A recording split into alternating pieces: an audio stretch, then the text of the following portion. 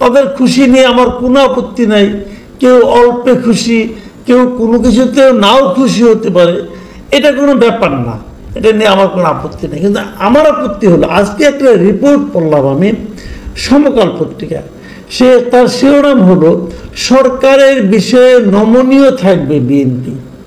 এখানে বিএনপির বেশ কয়েকজন নেতার উদ্ধৃতি দেওয়া হয়েছে এবং সেখানে এক একজন নেতা এক একভাবে কথা বলেছেন। যেমন ধরুন,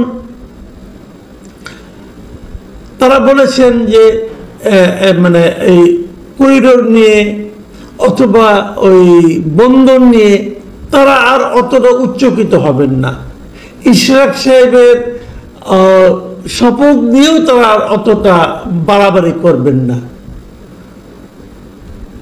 আমি দু একটা কথা আপনাদের বলি, যেমন শহীদুদ্দিন চৌধুরী আলী যুগ্ম মহাসচিব, উনি বলেছেন লন্ডন বৈঠকের পর নির্বাচন নিয়ে সবার মধ্যে স্বস্তি এসেছে, এটিকে ধরে রাখতে হবে।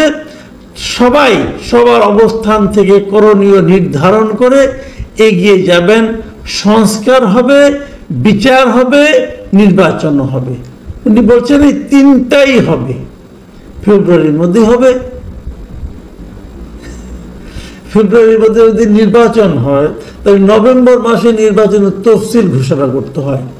নভেম্বরের তফসিল ঘোষণা করলে তখনকার মধ্যে সময়ের মধ্যে কি সংস্কার সম্ভব হবে, বিচারও হবে, নির্বাচন হবে। আমি আইনি সাহেবকে বলতে চাই, ভাই আপনি নিশ্চিত থাকেন এই তিনটাই হবে না। বিচার এবং সংস্কার নভেম্বরের মধ্যে হবে না ভাই, এটা কোনো স্কোপই নাই।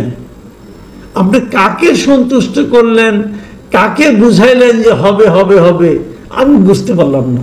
যা হোক, উনি তো বলেছেন কোনো সমস্যা নেই। বিএনপির স্থায়ী কমিটির সদস্য সালাউদ্দিন আহমেদ সাহেব, ওনার কথাটাকে আমি খুবই গুরুত্ব দিচ্ছি।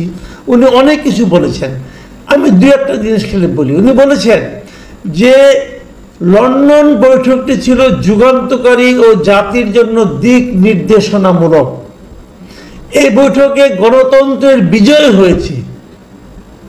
জাতি দীর্ঘ আন্দোলন সংগ্রামের মধ্য দিয়ে ভোটাধিকার প্রয়োগের জন্য অপেক্ষমান ছিল, সে অপেক্ষার অবসান হতে চলেছে। খুবই আশাবাদী বক্তব্য, সমস্যা নাই। তারপরে বলেছেন politics is an art of compromise, অর্থাৎ রাজনীতি আপোষের শিল্প। এই কথাটি আমরা অনুসরণ করেছি। জনাব সালাউদ্দিন আহমেদ সাহেবের সঙ্গে আমার এই ব্যাপারে একটু ব্যাখ্যা দরকার। আর্ট অফ কম্প্রোমাইজ পলিটিক্স কোথায় পেয়েছেন ভাই? এটা আপনি কার সঙ্গে আপনি কম্প্রোমাইজ করবেন? পলিটিক্স কি অন্যায়ের সঙ্গে কম্প্রোমাইজ করে? পলিটিক্স কি অযুক্তির সঙ্গে, মানে যেখানে কোনো যুক্তি নেই, যুক্তিহীনতার সঙ্গে কম্প্রোমাইজ করে?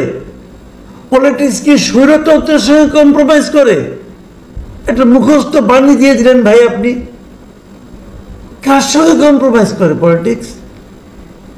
আপনি বলতে পারতেন নির্বাচনের ডেট নিয়ে আমরা একটা কম্প্রোমাইজ এসেছি, আপনারা এসেছেন, কিন্তু আপনারা জাতির পালস কি টের পান?